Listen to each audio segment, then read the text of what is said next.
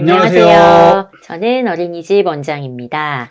저는 심리 상담하는 상담가입니다. 네, 오늘은 만 2세 된 남자아이 이름 가명으로 현수의 부모님께서 나누어 주신 고민을 가져왔습니다.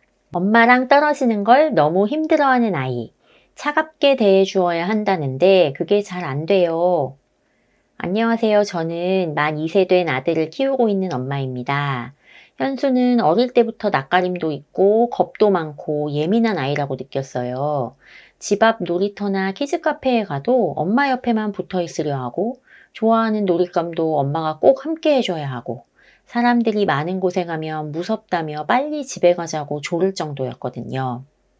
3살이 되어 어린이집을 다니기 시작할 때도 적응 기간 내내 엄마 옆에만 앉아 있었고 엄마와 처음으로 떨어지는 날도 바짓가랑이 잡고 안 떨어져서 겨우 교실을 빠져나오고 그 후로도 꽤 오랜 기간 울며 등원하곤 했어요.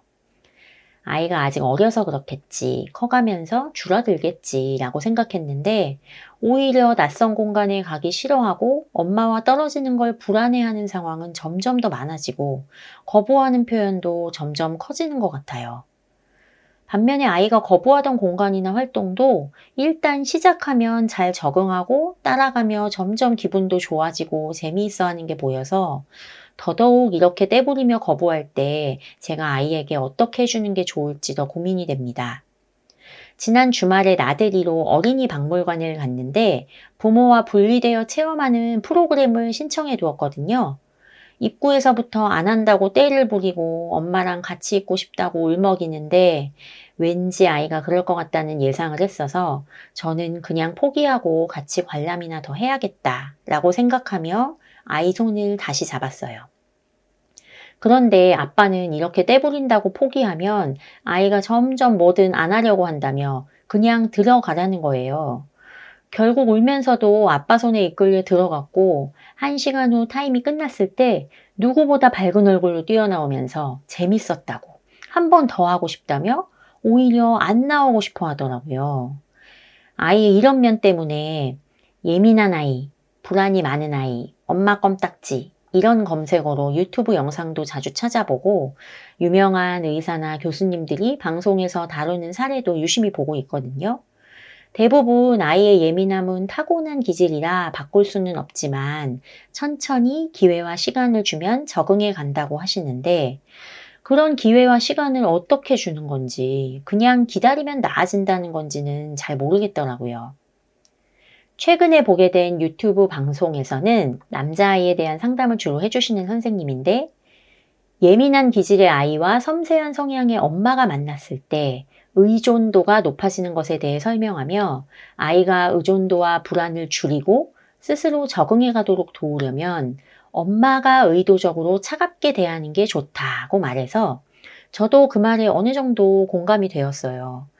그래서 저도 최대한 무심하게 말해보려고 시도하고 노력하는데 제가 그렇게 하면 아이가 더 크게 울거나 더 속상해하면서 매달려서 잘 안 되는 것 같아요.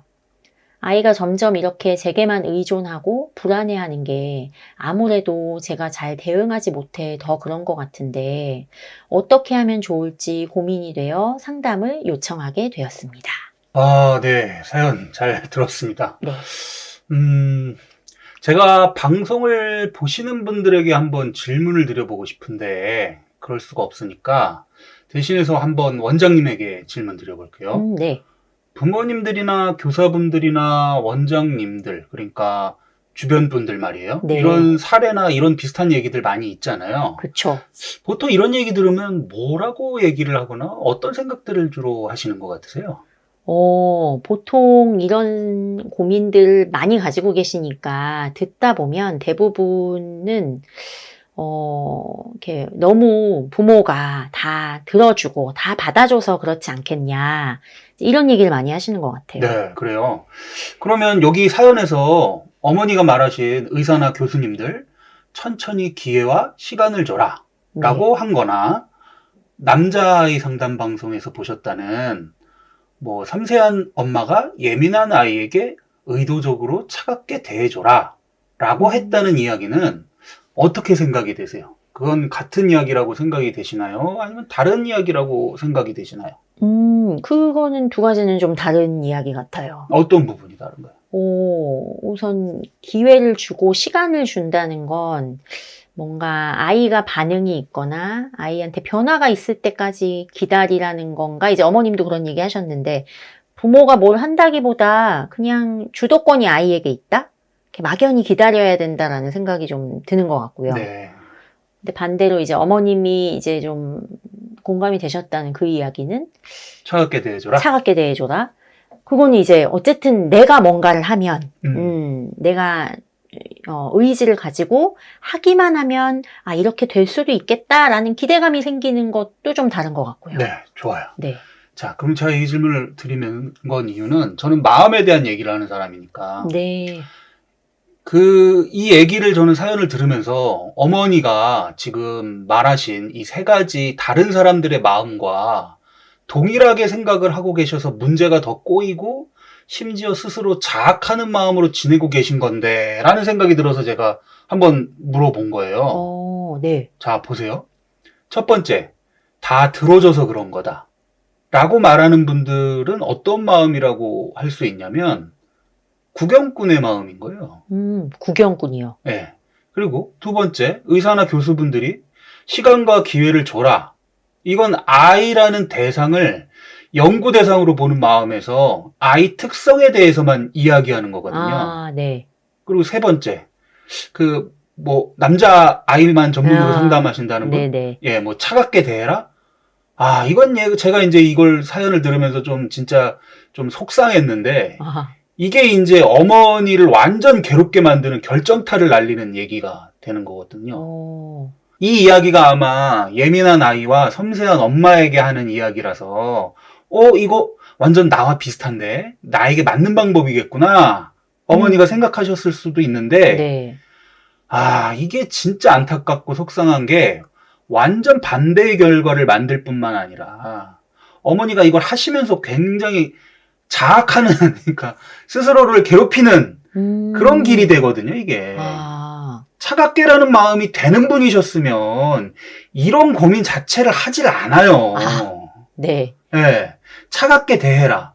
이런 말은 훈련사 같은 마음으로 할 수 있는 건데 마치 강아지 교육시키는 것처럼 말이죠. 이 비슷한 얘기를 누가 가장 많이 하냐면요. 강영욱 씨 아시죠? 네네네. 강아지 훈련시키는. 네네네. 그럼 프로 보세요. 이분이 하는 얘기가 제일 많이 하는 얘기가 이뻐하지 말고 안아주지 말고 이런 얘기 가장 많이 하거든요. 맞아요. 그런 것 같네요. 네. 그러니까 제 말은 어머니의 마음으로 이 문제를 봐야 된다는 거예요. 어머니도 지금 본인이 그러지 못하고 계신 거거든요. 앞에서 말한 이 세 가지 마음으로 보고 계시니 계속 힘들고 자책하는 마음이 되실 거예요. 아마 모르긴 해도 점점 아이에게 미안해 하시면서 매번 뭔가 이렇게 떨어지는 상황에서 끝나면 뭐 해줄게 이런 보상해주는 것들을 계속 얘기하실지도 모를걸요? 맞아요. 네, 실제로 저도 얘기를 듣기도 했는데 이제 오늘 기분 좋게 가면 엄마가 일찍 올 거다. 울지 않고 갔으니까 일찍 만나자라거나 잘 다녀왔으니까 이번 주말에는 뭘 하자. 뭘 사줄게. 이제 이런 이야기 자주 하시게 된다는 말씀을 하셨어요. 그렇죠. 그럴 수밖에 없고 그게 정도가 점점 커져야 되고 보상이 세져야 될 거예요. 왜? 엄마가 미안하기 때문에. 그렇게 차갑게 대해야 되는데라는 생각을 하시면서 떨어질 때마다 이렇게 딱 단호하게 보낸다라고 차갑게 보내야 된다라는 생각하실 거거든요. 네. 이제 그러고 계시면 이게 이제 아이는 어떨까요? 아이의 마음에서는. 점점 더 엄마와 떨어졌던 시간이 아이에게는 얼마나 괴로운지를 엄마에게 얘기하게 되는 거예요, 이제. 왜? 점점 더 큰 보상을 받기 위해서. 그쵸. 점점 더 내가 얼마나 고생했는지를 엄마한테 당위성을 말해야 되는 거죠. 증명해야 되는 거예요. 그러겠네요. 그렇게 주장을 할수록 보상은 더 커지고 더 엄마가 나한테 잘해주죠. 네, 그렇게 되면 이 친구는 점점 엄마랑 떨어지는 건 정말 괴롭고 힘든 일이구나 라는 생각이 점점 커지고 강하게 되는 거예요.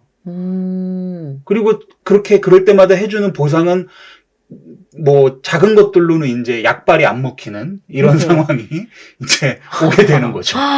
그래요. 아니, 어떻게 해야 되죠, 그러면? 예, 앞서 말했듯이 어머니가 먼저 본인의 마음을 알고 그 마음으로 이 문제를 보셔야 돼요. 자, 일단 어머니는 구경꾼의 마음도 아이를 연구 대상으로 보는 마음도 훈련시키는 훈련사의 마음도 아니시라는 거. 그거 어머니 본인도 이 방송 보시는 분들도 좀 동의가 되시죠? 네네. 네. 그럼 자, 엄마는 어떤 마음이신 걸까? 자, 여기 사연에 보면 네. 아이의 예민한 성격, 감정의 변화, 낯선 장소에서 예상되는 아이의 반응까지 얼마나 섬세하게 아이에 대해서 잘 파악하고 계세요. 이런 섬세함으로 아이를 잘 양육하겠다, 잘 돌보겠다 하는 마음이시잖아요, 지금. 맞아요. 이 마음으로 문제를 봐야 돼요. 아마 어머니가 이 친구 의사소통이 안 되는 아주 갓난 아기였을 때 케어를 잘 하셨을 거거든요. 울음소리만 듣고도 아, 이렇게 울면 배고픈 거고, 아, 이렇게 울 때는 기저귀고 하는 식으로 아마 착착착착 아셨을 거예요. 아이가 울기만 해도 네. 이 차이를. 그런데 이제 아기 때는 이렇게 일방향으로 아이의 울음이나 아이의 반응을 보면서 소통하시면서 필요한 것을 케어해주면 됐지만 지금은 애가 자랐거든요. 그쵸. 네, 성장했거든요. 그러니까 상호 소통으로 케어를 해주셔야 되는 건데 이 변화에 대해서 생각을 못 해보신 거예요. 네. 원장이 지금부터 이제 제가 네. 어머니 역할을 하신다고 생각하고 한번 대답을 해줘 보실 수 있으면 좋겠는데 네네. 어머니, 갓난 아기일 때 만약에 아기가 천둥 소리를 번개가 막 치고 이래갖고 천둥 소리를 듣고 애가 깜짝 놀랐어요. 그래서 막 울어요. 네. 어떻게 해줘야 될까요? 아이고, 그러면 얼른 안아서 괜찮다 달래주지 않을까요? 그렇죠. 네. 그럼 이제 좀 자라가지고요. 대화도 되고 이럴 때 똑같이 천둥 소리를 듣고 애가 깜짝 놀래갖고 울먹울먹 거리고 있어요. 그럼 어떻게 할까요? 뭐 이렇게 안고 달래주는 건 똑같을 것 같은데 네. 이제 이 천둥이라는 거에 대한 설명을 좀 할 수도 있겠네요. 그때 지금쯤이면. 그렇죠. 지금 비가 오고 번개가 치고 이래서 소리가 쾅 들릴 수 있어. 뭐 이제 그러면서 좀 괜찮아, 자연스러운 거야. 이제 비가 오는 날 그럴 수 있어. 뭐 좀 진정시켜 줄 것 같아요. 설명하면서. 그렇죠. 자연 현상일 뿐이고 그런 것들이 얼마든지 생길 수 있는 일이고 자연스러운 일이라는 걸 설명해 주시겠죠. 그렇죠. 네. 그러면 그게 이렇게 달래면서 그런 얘기를 듣고 이러면 아이가 천둥에 대해서 이해가 생기기도 하고 네. 이런 것들의 경험이 쌓이기도 하면서 이후에 천둥 소리에 놀라는 게 좀 줄어들겠죠. 그렇겠네요. 네. 자, 이게 일방 소통하는 케어에서 상호 소통하는 케어로 변화된다는 게 이런 걸 얘기하는 거예요, 제가 지금. 네네네. 자, 그럼 아이가 자라서 엄마와 떨어지는 시간이 늘어나는 건 자연스러운 일인가요? 아닌가요? 그건 자연스러운 일이죠. 네, 맞아요. 어머니도 그래서 아버님이 박물관에 들여보내시는 걸 마음이 아프고 불안하면서도 꼭 참고 들여보내신 거잖아요. 이거 피할 수도 없는 일이고 피해서도 안 되는 일이니까. 그렇죠. 근데 이제 박물관 시간 프로그램을 혼자 보내고 딱 나와가지고 이 친구가 나오면서 아주 밝은 얼굴로 재밌어 하면서 나왔다고 하셨어요. 네. 자, 그럼 이럴 때 이 자연스러운 일에 대해서 섬세하게 설명해주고 정리해주는 게 어머니에게 맞는 방법인 거예요. 차갑게 대하는 게 아니고. 네네네. 네. 처음에 떨어지는 거 싫고 무서워했지? 가서는 어땠어? 뭐가 재밌었어? 상세히 물어보시고 들어주시고. 와, 그럼 엄마랑 떨어지는 거 싫어서 안 갔으면 그 재밌는 거 못할 뻔했네. 이제 우리 현수는 많이 커서 엄마랑 떨어져서 할 수 있는 게 많아졌구나. 이런 식으로 대화를 해줄 수 있는 거죠. 그쵸. 이런 얘기를 하면 이 친구가 대화를 하면서 기분이 어떨까요? 어떤 이해와 어떤 정리가 될까요? 아주 뿌듯해하는 마음도 생길 것 같네요. 네. 뭐 자기가 경험했던 거 또는 그런 건 얘기 안 하려고 하면서 자기 재밌었던 것만 막 얘기할 수도 있어요. 네네네. 네. 천둥에 안 놀라게 되는 것처럼 엄마가 떨어졌던 일이 괴롭고 내가 보상받아야만 하는 일이야 라고 생각했던 것에서 벗어나서 재미난 일이 생기기도 하고 자연스러운 일이기도 하구나 하는 이해가 생기는 이런 대화가 될 거 아니에요. 정말 그럴 것 같아요. 네. 네. 그렇게 하면 되겠죠? 네네. 네. 자, 이제 여기까지가 원장님이 어머니 역할을 해주시는 한계일 것 같습니다. 네, 성향이 다르셔서 말이죠. 그런가요? 네. 섬세한 분들은 여기까지 들으셔도 아주 고민이 더 세밀하게 있으실 거기 때문에 아마 이 어머님께서는 계속 더 의문과 질문이 있으실 거예요. 뭐 예를 들어보면 그런데 재미없었다고 하면 어쩌죠? 라던가 이전부터 그랬으면 좋겠지만 이미 그러지 않은 지가 오래돼가지고 지금은 떨어질 때 더 힘들어요. 라던가 이런 것들 말이죠. 그럴 수 있겠네요. 자, 어머니, 제가 지금 예시를 들어드린 이야기의 에센스가 뭔지 잘 이해해 보시면 잘 응용해 보실 수 있어요. 잘 모르시겠으면 이 내용을 여러 번 한번 들어보세요. 네. 지금 아이 성장에 맞춘 케어, 아이 성장에 맞춘 섬세한 상호 소통을 하셔야 된다고 말씀을 드리는 거예요. 이건 이렇게 섬세한 성향의 어머니이기 때문에 말씀을 드린 거고 섬세한 어머님께 맞는 방법인 거죠. 네. 어머니께서 제가 말한 예시처럼 아이에게 떨어졌던 시간에 대해 이야기를 나누고 정리해 주실 수 있으면 일단 떨어질 때 아이가 울어도 안쓰러운 마음이 덜 드실 거예요. 왜? 자연스러운 일로 반가운 아이의 성장으로 아이에게 알려주시는 과정이라는 걸 어머니께서 매번 스스로 확인하게 되시는 거거든요. 네. 네. 그리고 어머니가 안쓰러운 마음이 덜 드시면 아이가 재미없었어 라고 할 때도 잘 설명해 주실 수 있죠. 왜? 아이에게 필요한 걸 하고 있다는 생각이 드실 테니까요. 네. 네. 그래? 재미있는 게 없었구나. 그럼 떨어질 때 걱정했던 건 어땠어? 힘들었던 것들은 어땠어? 어느 정도 있다가 괜찮아졌어? 그냥 참았어? 그냥 생각이 안 났어? 뭐 이런 식으로 얘기를 해보는 거죠. 그리고 그냥 일과를 나누시면 되는 거예요. 네. 엄마는 떨어져 있는 동안 이런 거 했어. 하고 말이죠. 때로는 엄마도 처음에 하는 거는 낯설고 그랬는데 그때 이렇게 가만히 있으니까 또 괜찮아지더라? 뭐 이런 것들도 나눠보기도 하고요. 네. 현수도 그랬구나 이러면서 현수가 경험했던 일들, 이 떨어져서 보내는 일들에 대해서 자기가 나름 괜찮았네? 내가 이게 성장하면서 내가 커서 허가가 되면서 자연스럽게 경험하는 일이네? 하는 거를 떠올려보고 그 시간에 대해서 정리해 볼 수 있는 계기를 주시는 거예요. 미안해하고 안쓰러워하고 보상해주고 뭐 해줄게 잘하고 와 이러시면 이 친구가 어떻게 된다고 그랬죠 아까? 이 시간이 계속 괴로운 시간이야 나는 정말 괴로운 시간을 보냈어라는 것만 복귀해 보게 되는 거예요. 네. 그렇다고 해서 이 친구에게 아니야 너가 크는 거니까 이거 해야 되는 거야 너 성장하는 거야 너 이거 자연스러운 일이다 라는 얘기를 해주시라는 게 아니에요. 그렇게 직접적으로. 그게 아니고 스스로 보냈던 시간에서 그래도 괜찮았던 기억, 괜찮았던 기분, 걱정했던 것보다 별일 아니었던 거, 생각보다 신났던 거를 스스로 생각해 볼 수 있게 섬세하게 케어를 해주셔라. 이 친구의 기분을, 감정을 잘 캐치하시는 어머니심이기 때문에 네. 그 얘기예요. 마치 기저귀와 분유 줘야 될 때를 구별하셨던 것처럼 이 친구의 감정과 기분을 아주 예민하게 알아채실 수 있으니까. 네. 이해되세요? 이 차이가? 이걸 이 친구한테 가르쳐 주라는 게 아닙니다. 네. 이 친구가 스스로 생각해 볼 수 있는 계기를 마련해 주시라는 거예요. 이 친구가 스스로 그걸 알아가야 되거든요. 자기가. 아까 이제 시간과 기회를 줘야 된다. 네. 의사나 교수분들이 그런 얘기 하신다고 하셨는데 이런 거를 해야지 그게 되는 겁니다. 어머니 그게 어떻게 하는 건지 모르겠다고 하셨잖아요. 맞아요. 예. 이런 거를 하는 게 그 시간을 주면서 이 계기를 주고 스스로 자기가 경험했던 시간에 대해서 생각하게 하는 도움을 주는 거죠.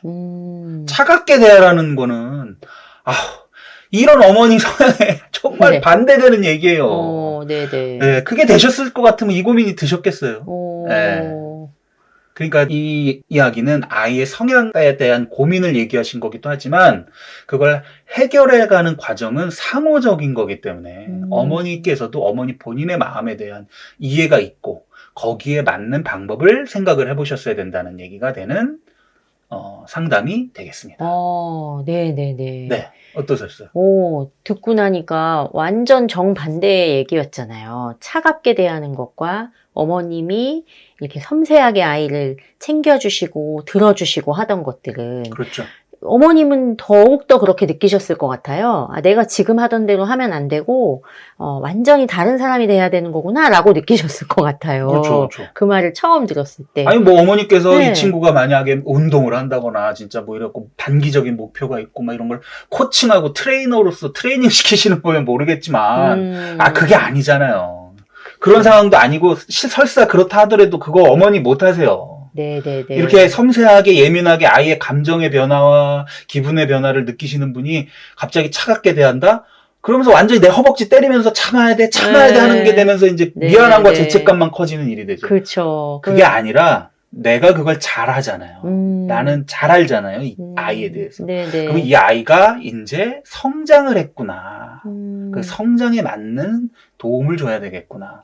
이 친구에게 분유와 기저귀를 갈아줬던 도움에서 이 아이가 자기가 성장하면서 자연스럽게 해야 되는 일들에 대해서 어떻게 괜찮았는지, 얼마나 내가 그걸 할 수 있는 능력이 갖고 있는지를 알아보고 생각해 볼 수 있는 서포트를 해주셔야 되는 거죠. 네네네. 이러면 좀 이 어머님 고민이 해결될 것 같다는 생각이 드세요? 오, 지금 이거 들으시면 너무 새로운 마음도 주실 것 같고, 저는 막 해결이 빨리 될 것 같다는 생각도 들지만, 아까 얘기해 주신 것처럼, 제가 이제 어머님과 성향이 다르기 때문에, 네. 뭐, 사소한 고민들이나 하시면서 생각되는 것들이 또 있으실 수는 있겠죠? 네, 있으실 텐데, 네. 그런 거는 또 질문해 주시면 되고, 적어도 아까 이걸 굳게 믿고 계신 네. 다른 사람들의 마음을 훈련사 같은 마음으로 내가 지내야 돼, 이런 거는 아니라는 거예요. 네. 저도 좀 안타까워서 이런 얘기들이 너무 이렇게 뭐랄까요, 일반적으로 네. 이런 나이대 애들은 다 이래야 돼. 뭐 이런 문제는 무조건 부모가 이렇게 돼야 돼. 이런 정답같이 정해진